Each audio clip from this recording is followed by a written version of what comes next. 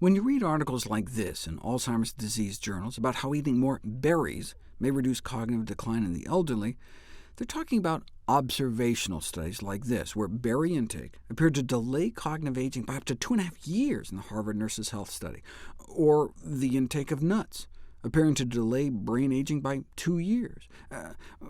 They're just talking about associations, meaning berry eaters and nut eaters tend to have better brain function as they age after trying to control for a bunch of other lifestyle factors. But you don't know if it's cause and effect until you put it to the test.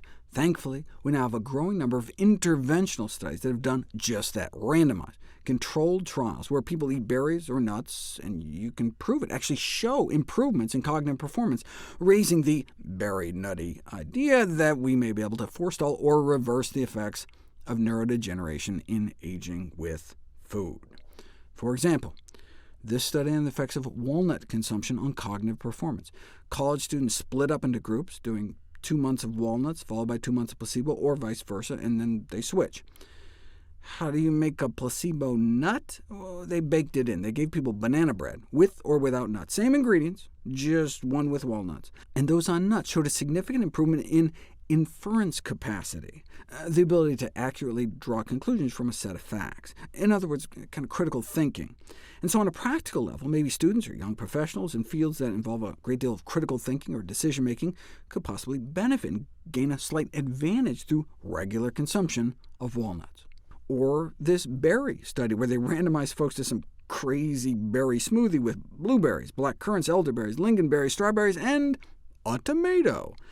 And not only did their bad cholesterol drop about 10 points, they performed better on short-term memory tests. So good for the heart, good for the brain. And not just better on like pencil and paper tests, but real-world applications. Give people Concord grape juice versus some fake grape Kool-Aid type placebo, and you can get improved performance on like everyday tasks, like quicker response times in driving tests. Why not just give people Concord grapes instead of juice? Well, then it's harder to create a placebo, and of course the study was paid for by Welch's. OK, fruit and nuts. What about vegetables? Consumers of cruciferous vegetables like cabbage, cauliflower, kale, collards, broccoli, and Brussels sprouts have been found to perform better in several cognitive tests than non-users. In terms of cognitive decline with aging, women consuming the most green leafies did better, effectively slowing brain aging a year or two, and not just cruciferous, but other dark green leafies like spinach. So maybe it's the nitrates. As we age, our cerebral blood flow drops, the amount of blood flowing through our brain, which may be due to an age-related decrease in the production of nitric oxide, the open sesame molecule that dilates our blood vessels and is boosted by the consumption of nitrate-rich vegetables. This reduction in blood flow to the brain may be a major risk factor for the impairment of cognitive function and the development of neurodegenerative diseases such as dementia. We know nitrate-rich vegetables like leafy greens and beets can improve physiological performance, like beet juice does for athletes. But what about cognitive performance? We'll find out next.